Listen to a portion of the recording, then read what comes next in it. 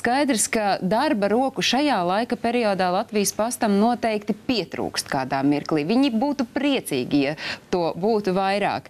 Un tieši šī iemesla dēļ Latvijas pasts aicina darba rokas palīgā no malas, bet neuztraucieties, ne tāpēc, lai cilvēki tagad ietu un iznēsētu vēstules un apsveikumus, bet tādēļ, lai radītu jaunas pastmarkas. Un tāda iespēja ir ikvienam no mums radīt savu paliekošo vērtību Latvijai. Bet vienas pastmarkas tapšanai īpaši ar lielu uzmanību sekoja līdz arī raidījums Bez tabū, jo tā ir pastmarka, kas izdota par godu Latvijas lepnuma ceremonijai. Un ir zināms arī pastmarkas autors, tas tika atrasts ar sociālo tīklu palīdzību. Lūk, no 22. septembra līdz pat 13. oktobrim internetā varēja balsot, un lūk, kāds ir rezultāts.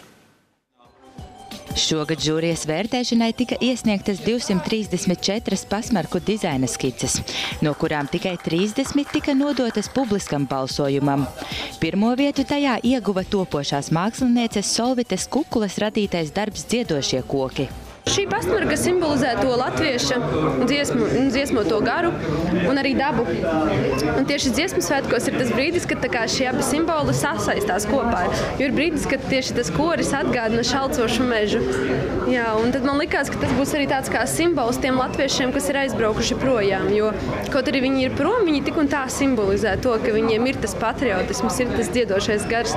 Un ikreiz, kā mēs paskatītos uz pamali, mēs atcerētos par viņiem. Zīmīgi, ka dizainere vērtēšanai iesniegusi veselas 3 pastmarku skices. Tās attiecīgi ieguvušas 3. un 5. vietu.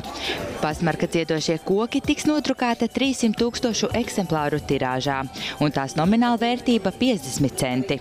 Principā viņas visas man bija mīļas, jo galu galā katrā bija ieguldīts tas darbs, bet man mīļāka bija otrā. Par pirmās vietas ieguvēju balsots veselas 1443 reizes, un arī filatēlisti to atzīst par labu esam. Kā paši saka, latviešu radītās pastmarkas ir tās veiksmīgākās.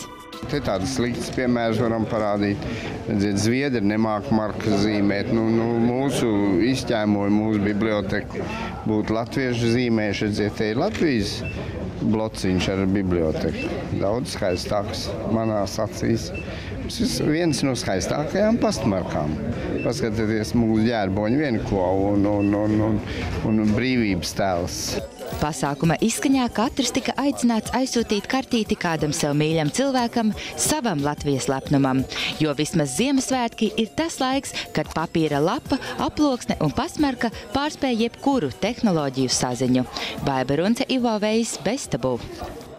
Starp citu, Latvijas pasts šādu pastmarku dizaina konkursu rīkoja jau 4. gadu pēc kārtas, un savukārt Latvijas lepnums 2. Ziemassvētkos 26. decembrī jau 11. reizi pēc kārtas.